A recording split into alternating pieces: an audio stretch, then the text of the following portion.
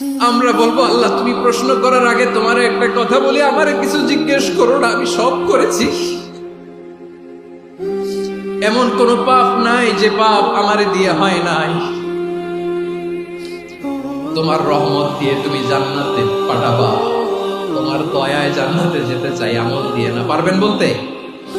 কিয়ামতের দিন আমরা বলবো আল্লাহ আমার আমল দিয়ে জান্নাত চাই না, আমি তোমার দয়া দিয়ে জান্নাত চাই। তোমার দয়া ছাড়া আমার কোনো উপায় নাই। কারণ আল্লাহ যদি বিচার করে বাঁচার কারো উপায় নাই। আল্লাহ যদি বলে ফেলেন তুই এটা করলি কেন, ওখানে গেলি কেন, কোরআনে 1000 বার নিষেধ করলাম তারপরেও এই পাপে জড়ালি কেন, এরকম প্রশ্ন ছুড়ে দিলে আমার উত্তর আছে? বাঁচার কোনো উপায় আছে? আপনার আমল দিয়ে জান্নাতে যাবেন? কি দিয়ে যাবেন? আল্লাহর দয়া দিয়ে। আল্লাহর রহম আর দয়া ছাড়া কেউ জান্নাতের চেহারাও দেখতে পাবে না। চাইবো একজন সত্তার কাছে, আওয়াজ করে বলুন তিনি কে? একজন সত্তার কাছে চাইবো। বিশ্বনবী ওনার চাচাতো ভাই আব্দুল্লাহ ইবনে আব্বাস রাদিয়াল্লাহু তাআলা আনহুকে বললেন, ইয়া আব্দুল্লাহ ইবনে আব্বাস, হে আব্দুল্লাহ ইবনে আব্বাস, ইযা সাআলতা ফাসআলিল্লাহ, যখন চাইবে আল্লাহর কাছে যাও। ও আব্দুল্লাহ, যখন চাইবা আল্লাহর কাছে চাও।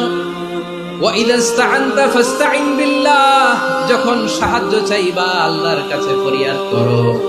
জেনে রেখো আব্দুল্লাহ, ওয়া'লাম আন্নাল উম্মাতা লাউ ইজতামাআত আলা আন ইয়ানফাউকা বিশাইইন লাম ইয়ানফাউকা ইল্লা বিশাইইন ক্বাদ কাতাবাহু আল্লাহু লাক।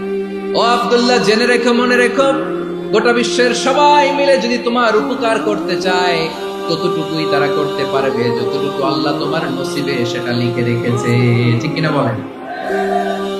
আর যদি গোটা বিশ্বের সবাই মিলে তোমার বিরুদ্ধে কনস্পাইরেসি করে, ষড়যন্ত্র করে, গোটা বিশ্বের সবাই মিলেও যদি তোমার ক্ষতি করতে চায় ততটুকুই শুধু পারবে যেটা আল্লাহ তোমার জন্য বরাদ্দ রেখেছে।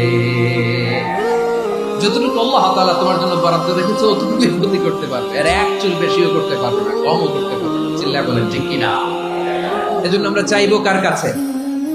সবাই বলেন নাই, আওয়াজ করে বলেন কার কাছে? সব সময় আমরা আল্লাহর কাছে চাইবো, বিপদে আপদে, সুখে দুঃখে, সচ্ছল অবস্থায় অসচ্ছল অবস্থায়, পরাজয়ের সময় বিজয়ের সময়, সব সময় আমরা ভরসা রাখবো কার উপর? সবাই বলুন। একদল লোক আছে যারা বিপদে পড়লে আল্লাহরে ডাকে। আছে না নাই? পটুয়াখালীতে মাশাআল্লাহ নাই, বিপদ আসলে আল্লাহরে ডাকে। বিপদ নাই, আল্লাহ নাই।